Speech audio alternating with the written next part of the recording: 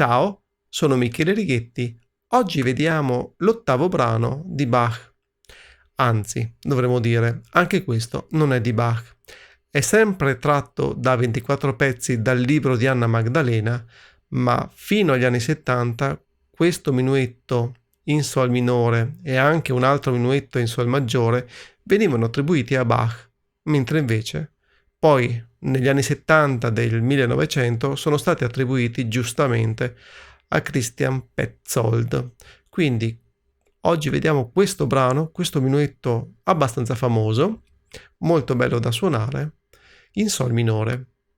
Quindi in chiave abbiamo due bemolli, il Si bemolle e il Mi bemolle.